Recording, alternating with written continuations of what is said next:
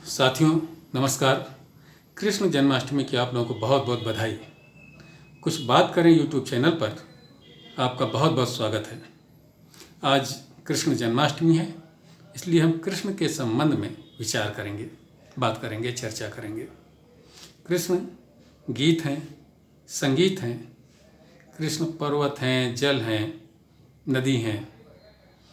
कृष्ण पूरी प्राकृतिक संपदा हैं। कृष्ण शांत भी हैं, अशांत भी हैं। कृष्ण गीत और संगीत इसलिए हैं कि उनके हाथ में एक वाद्य यंत्र हमेशा रहता है, वो है बांसुरी। लेकिन सिर्फ इसीलिए गीत और संगीत नहीं है कृष्ण कि उनके हाथ में बांसुरी रहती है और वो बहुत अच्छा बांसुरी का वादन करते हैं। उनके बांसुरी की धुन सुन करके सारे पशु पक्षी उनको घेर करके खड़े हो जाते हैं। ये तो एक क्वालिटी उनकी है ही, लेकिन दूसरा ये है कि कृष्ण के कर्मों में जो लयबद्धता दिखती है, कृष्ण के कर्मों में जो गति दिखती है, उस गति की लय के कारण भी कृष्ण गीत और संगीत है। कृष्ण को पूरी प्राकृतिक संपदा, चाहे तो पर्वत हो, चाहे तो वन हो, चाहे जल हो, सबकी स्वच्छता और पवित्रता का बराबर ख्याल रहता है। इसलिए कृष्ण को ये कहा जा सकता है कि वो संपूर्ण प्राकृतिक संपदा हैं। कृष्ण शांत भी हैं और अशांत भी हैं। कृष्ण हमेशा अंदर से शांत बने रहे, इसीलिए वे बाहरी दुनिया में बहुत विवेकपूर्ण निर्णय ले पाए। उन्होंने हमेशा न्याय का पक्ष लिया और न्याय की स्थापना इस धरती पर हो, इसलिए उन्होंने अपनी पूरी शक्ति लगा दी। अंदर से शांत रहते हुए भी बाहर की अशांति से वो व्याकुल हुए और अंदर की शांति की शक्ति का भरपूर उपयोग किया और शांति स्थापना में उन्होंने अपना महत्वपूर्ण योगदान दिया। दोस्तों, उनकी जो संपूर्ण चिंता थी कि इस धरती पर धर्म की स्थापना बनी रहे, तभी उन्होंने गीता में लिखा, गीता में उपदेश दिया कि यदा यदा ही धर्मस्य ग्लानिर्भवति भारत अभ्युत्थानम अधर्मस्य तदात्मानं सृजाम्यहम्।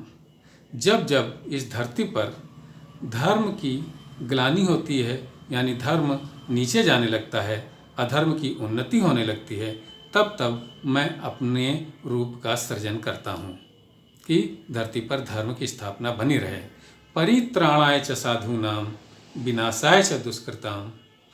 साधुओं के परित्राण के लिए, उनके त्राण के लिए और दुष्टों के विनाश के लिए मैं युगों युगों तक अवतार लेता रहता हूँ, अपने सत्कर्मों का प्रदर्शन करता रहता हूँ। ऐसा कृष्ण ने गीता में कहा। साथियों, कृष्ण की रासलीला के संबंध में विद्वानों के बीच में बहुत मतभेद हैं कि वो वास्तव में ये घटित हुई घटनाएं हैं भी या नहीं। लेकिन कृष्ण गीता के उपदेशक थे। महाभारत युद्ध में उनकी प्रमुख भूमिका थी, इस बात से विद्वानों में मतभेद नहीं है।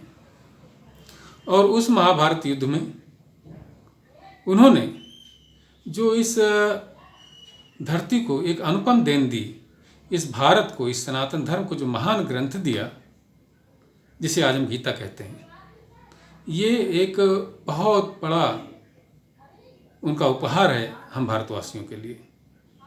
गीता, जिसमें उन्होंने कर्म का संदेश दिया कि आप कर्म करते जाइए, फल की चिंता ना करिए, क्योंकि हम फल में ही उलझे रहेंगे तो कर्म करने में बाधा लगेगी, ये उन्होंने कहा।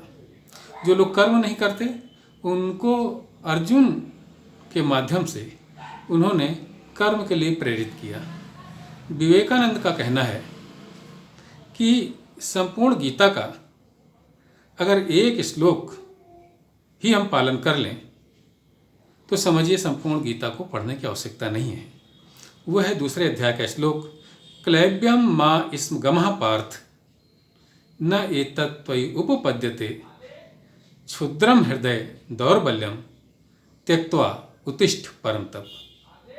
यानी कि कायरता का परित्याग करके उठ खड़े हो अर्जुन, ये कायरता तुम्हें शोभा नहीं देती। क्लैब्यम माँ स्म गमः पार्थ, न एतत्त्वयि उपपद्यते क्षुद्रम हृदय दौर्बल्यम।